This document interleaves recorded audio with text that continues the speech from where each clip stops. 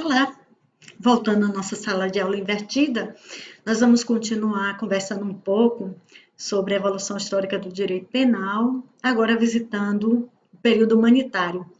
Então, como nós vimos no encontro anterior, o período humanitário, ele surge no final do século XVIII, não é? Dentro daquelas sociedades que estavam naquele momento histórico, não é? Aflorando, se desenvolvendo, com a queda, não é? do poder da monarquia, o surgimento, o florescimento de uma nova classe social, a burguesia, e com todos os ideários que ela trouxe, não é? De limitação, não é? Do poder real, não é? Do poder monárquico, fundado no direito divino, ideários de liberdade, de igualdade, de fraternidade, não é? De grita contra esse arbítrio que imperava até então, não é? A violência institucionalizada pelo Estado monárquico, as penas corporais, não é? Que serviam como um fator de intimidação da sociedade. É por isso que a aplicação das punições ou das vinganças eram sempre públicas. Não é? Então, o condenado seguia numa carruagem, que era um símbolo de execração, até o patíbulo.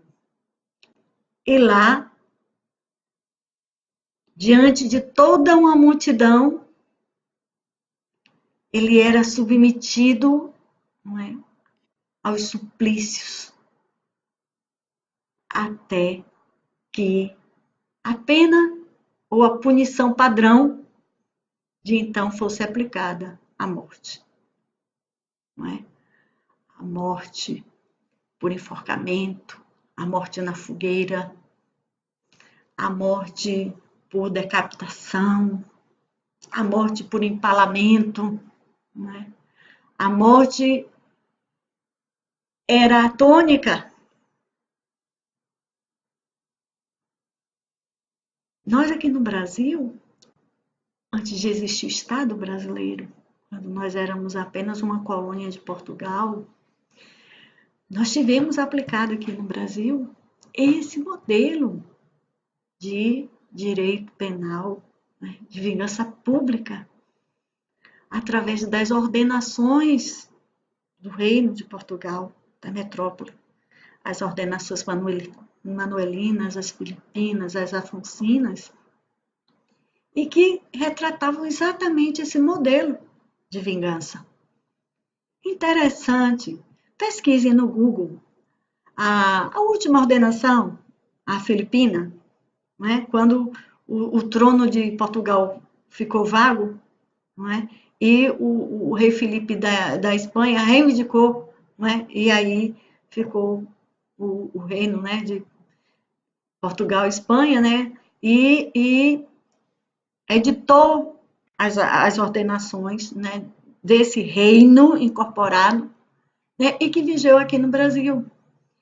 Interessantíssimo. Então, por exemplo, se o cabra praticasse um homicídio, a pena era que morra por isso.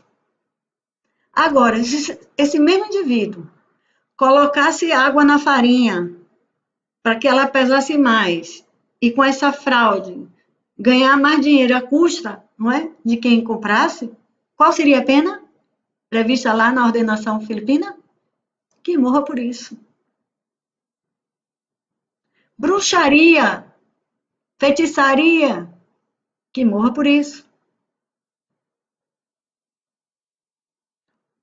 A mulher trai o marido. Qual é a pena? Que morra por isso.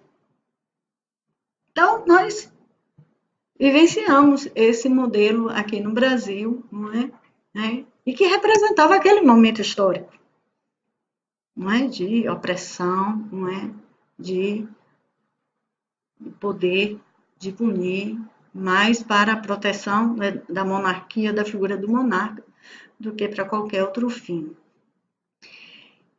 Mas, no final do século XVIII, como nós vimos, né, houve profundas transformações, né, inclusive coincidiu também com a formação, o surgimento das cidades, né, no entorno, né, daqueles feudos e tudo mais, e dessa nova classe, como eu disse, a burguesia e os ideários que ela trouxe.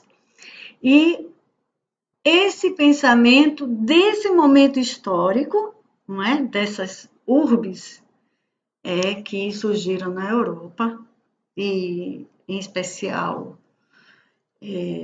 na França, né, que vai acabar irradiando para o resto do mundo esses ideários libertários, eles acabam, não é, produzindo uma reação dos pensadores da época, não é, que vem propor realmente um novo modelo jurídico penal distinto do até então vigente. E esse pensamento da época, ele é sintetizado na figura do Marquês de Beccaria, Cesare de Bonessana. Por quê? Por causa do livro que ele escreveu, dos delitos e das penas, que funciona assim como um verdadeiro manifesto, não é? Das mazelas do sistema, não é? Se é que a gente pode chamar assim, de justiça criminal de então. Violência institucionalizada, banalização da morte, tortura, porque o regime de provas, não é, praticado então nas sociedades da época era de tortura mesmo, não é? Então você queria descobrir a verdade, não é? Queria se impingir dor, não é, para que o indivíduo confessasse.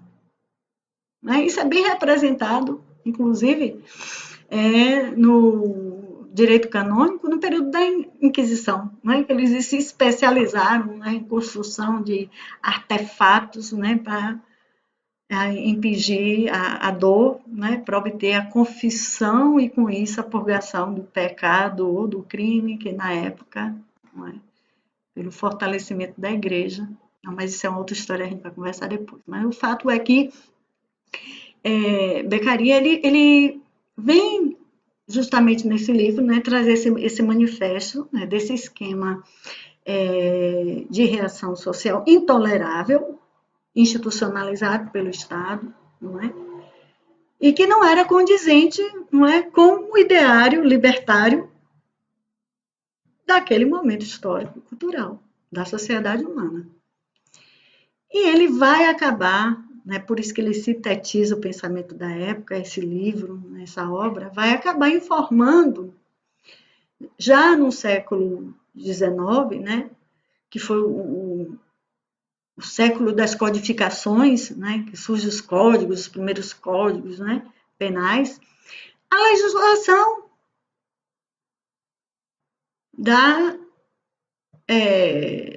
dos países de então, e que foi assim, uma conquista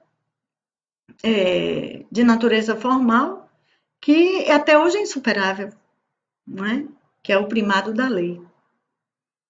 Então, você agora não vai ser punido ao humor nem ao sabor do monarca, mas sim vai haver uma clareza, uma transparência no discurso do Estado para estabelecer o âmbito do que é proibido e do que é permitido, e que sanção ou que sanções o Estado vai lhe aplicar se você não, se você realizar, não é, aquela conduta indesejada, e isso através da lei, não é? E esse primado da lei, ele, claro, né, vem, não é, de uma conquista anterior no campo da doutrina, e aí já vem a escola alemã, né, com toda a força na construção do direito penal, através de Feuerbach. Então, Feuerbach que desenvolveu, né, esse princípio nulo crime, nula pena, sine previa lege, que passa a ser incorporado em todas as legislações, esteve no nosso primeiro Código Penal, que era criminal, né, do Império, e passou ao nosso Código Republicano, as reformas, e está em vigor até agora, é o primeiro artigo, né, do nosso Código Penal. Não há crime nem a pena sem lei prévia, não é? Não há crime sem que uma lei anterior preveja, nem a pena sem a prévia cominação ou estabelecimento na lei.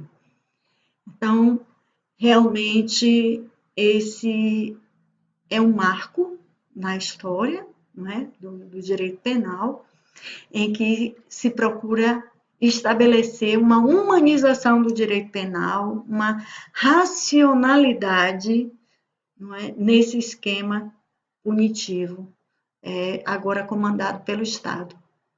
Então, realmente, não é? É uma grande conquista, uma grande evolução, o período humanitário. No próximo encontro, nós vamos conversar sobre o período científico, que inclusive é o que nós estamos vivenciando na atualidade. Tchau!